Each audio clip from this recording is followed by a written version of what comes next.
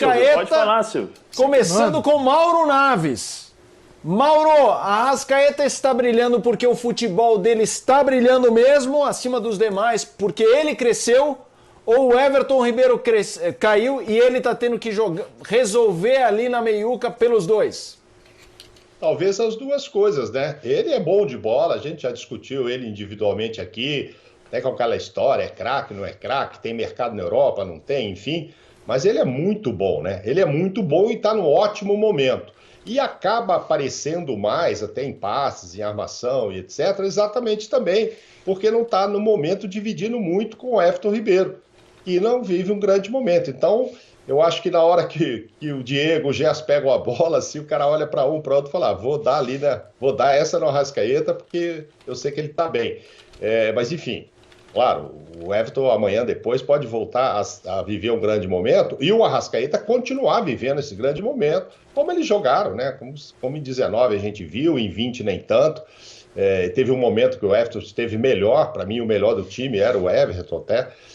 Mas nesse momento é o Arrascaeta, sim, e por tudo, acho que um pouco de cada um, porque sobra mais espaço para ele brilhar ali e porque o momento dele é excelente, ele mostrou isso em jogos decisivos, mostrou isso no jogo contra o Palmeiras, era um jogo de decisão, valia troféu, ele foi decisivo, e agora na estreia da Libertadores, mas tem muito a ver com o talento dele.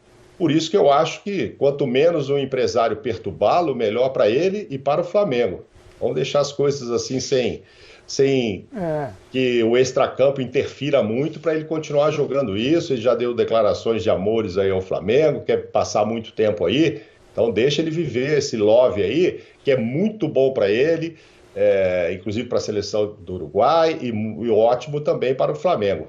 Então é isso, Felipe, eu acho que é as duas coisas. Um pouco porque ele tem o companheiro agora que o ajudaria a fazer todo aquele trabalho maravilhoso do meio-campo, está em baixa no momento e ele está em altíssimo nível. E Calçade, e para você jogar até num contexto mais amplo, dos quatro estamos falando de 3 estrangeiros. Daqui a pouco é o Rafael Veiga, que é o brasileiro desse quarteto. Coincidência de primeira rodada ou hoje as figuras que brilham no futebol brasileiro são estrangeiras com alguns brasileiros do bolo também? Assim, a gente tem que tomar algum cuidado pelo seguinte, é claro que se você vai buscar no mercado de fora um jogador, é porque você não encontrou aqui facilmente. Mas também você pode ter uma boa oportunidade de trazer aquele jogador e por que não trazê-lo? A gente está num mercado de futebol um pouquinho mais aberto, até para o Brasil. É claro que, em relação a equipes europeias, por exemplo, a gente não tem a quantidade de estrangeiros, embora tenha aumentado. Você tem times europeus que entram com 10, 11 estrangeiros, que é um futebol mais, assim, que tem uma convivência global, né? A nossa já não é assim. Então, por isso que data FIFA aqui a gente se complica. Por quê? Porque tem muitos brasileiros e os times brasileiros não vão ter todos os convocados para a seleção. Mas fosse o futebol brasileiro um futebol mais rico e tivesse vários jogadores de seleção brasileira aqui e estrangeiros também, as datas FIFA iriam inviabilizar os nossos campeonatos, porque os grandes times teriam 6, 7, 8 jogadores convocados. Isso acontece na Inglaterra, na Espanha, de ter 12, 13, 15 convocados, até porque outras categorias jogam nas datas FIFA também. Então você perde os jovens e perde os mais maduros. Isto posto, a gente vai atrás daqueles que estão faltando. Por exemplo, se encontrar um centroavante hoje, um 9, que bem específico no futebol sul-americano, opa, manda, tá todo mundo querendo, porque é um jogador mais raro no nosso país e também no futebol mundial, não é assim, tá chovendo 9 por aí. Não tem, por exemplo, Barcelona não tem, Real Madrid tem um só, que é o Benzema e tá atrás de outro. Então, quando tem, a gente às vezes acha que o futebol tem uma fartura, nem sempre tem, e dependendo do nível que você se encontra, são jogadores específicos. Então, o Benítez, eu acho que o Vasco foi uma atacada muito certeira, não dá para dizer que seria assim, e foi.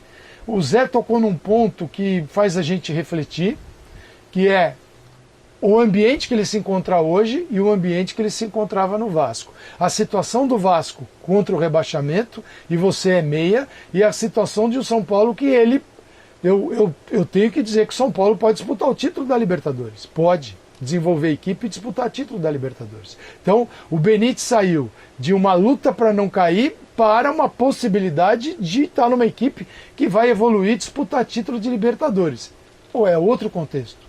É outro contexto. Embora aquele contexto de dificuldade do Vasco, né, de quase ruptura, que o time poderia ir foi para a segunda divisão, lutou e não ficou, esse contexto do Vasco, ele conseguiu mesmo num clima, porque o clima fica pesado para os jogadores. O Zé sabe disso, que viveu dentro de vestiário a vida toda. Tem jogador que não suporta isso, não aguenta o tranco. Não aguenta o tranco. Tem alguns que precisam estar num ambiente hiperfavorável, e o cara conseguiu estar num ambiente ali que de dificuldade ainda mostrar o futebol dele. É isso que atrai um outro clube numa situação diferente e fala assim, peraí, eu vou colocar você aqui para jogar. E o Crespo, no Paulistão, fez um time, fez outro, era um time uma vez, porque ele não podia jogar 4 vezes em 7 dias e botar os mesmos caras. E aí ele vai e surpreende na Libertadores. Então, porque não parecia, eu não apostaria na Libertadores. Não apostaria. E ele entendeu isso no adversário e falou, botou para jogar. Então, vamos aguardar. Não dá para dizer que sim, Casares vai brilhar o tempo todo no Flu, Benítez, o tempo todo no São Paulo. Já o Veiga, o Arrascaeta, vem de equipes mais formadas. Então é diferente falar de Veiga e Arrascaeta nesse momento. Mas eu estou muito esperançoso que Benítez e Casares surjam eu vou colocar, Calçade, eu vou colocar uma pergunta para vocês três mais experientes do que eu, né, na cobertura de jogos, vocês que assistiram mais jogos do que eu, com certeza. Esse problema, se você analisar, Arrascaeta, Benítez, Casares, aí a gente está esquecendo, Nacho Gonzalez, são todos, vou usar o termo antigo, né, camisa 10. São todos camisa 10. Isso demonstra para o futebol brasileiro um problema seríssimo de erro, talvez erro de formação nos nossos jogadores. Erro na base, porque se você analisar, nós não temos mais esse tipo de jogador. Qual foi o último grande camisa 10 do futebol brasileiro? Brasileiro, jogador brasileiro. Qual foi o último grande camisa 10? Você fala assim, esse cara colocou a bola no chão, colocou a bola debaixo do braço e falou assim, é minha, toca aqui, ali, distribui, finaliza, faz mais ou menos o que esses jogadores estrangeiros estão fazendo. Não é que está acontecendo alguma coisa na base? Nós não estamos errando, porque nós estamos formando, se você analisar, os últimos grandes destaques foram defensores. O que eu vejo, um erro que eu vejo, Zé, assim, eu acho que tem muita gente boa trabalhando na base, mas tem muito trabalho ruim na base. E tem muita gente boa que não consegue fazer nada porque o aspecto político da base ele derruba qualquer trabalho, né?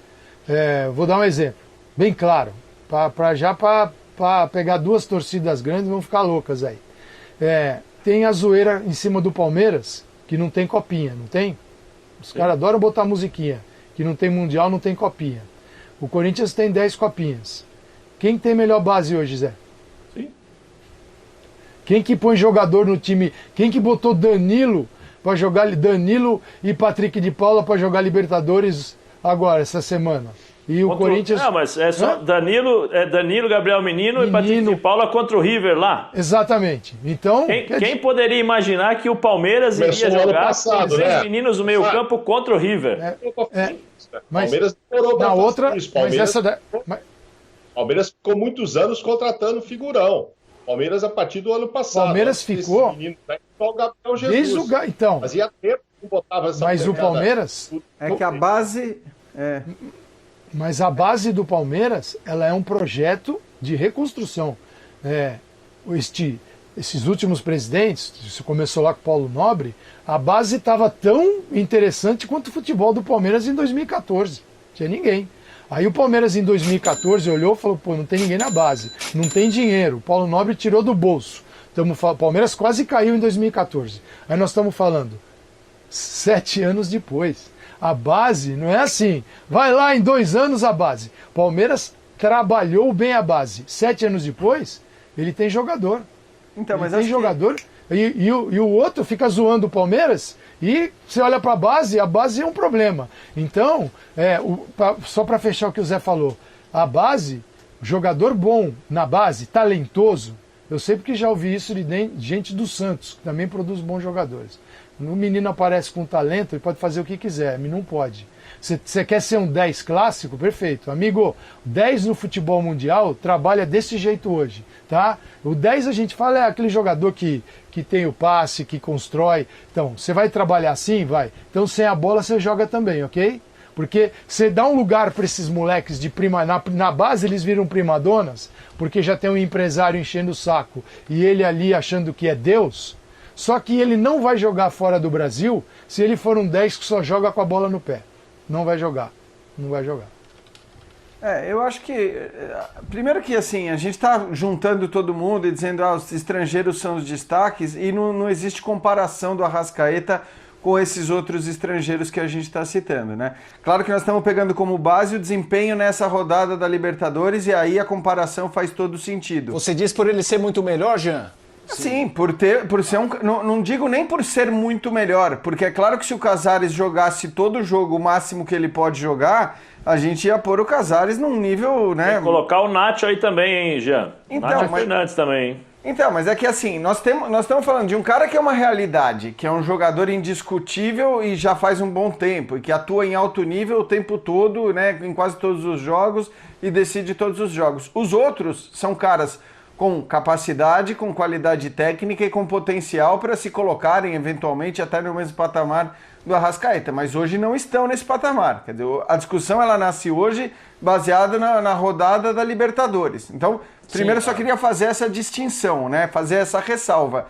Depois, acho que tem o que o Zé falou mesmo, só que isso também, se a gente lembrar na Europa, quando havia limitações, seja por aspecto financeiro, mas principalmente por regulamentação para contratar brasileiro, aonde que os caras vinham buscar os brasileiros? Para quais posições que eles vinham buscar os brasileiros? Para essas posições. Então era o meia, era o atacante, Sim. É o cara que, vamos dizer, que faz mais a diferença. É o diferente, né, Jean? É o diferente. É o diferente. É isso. Mas aí você busca esse cara porque, enfim, você também tem limitação.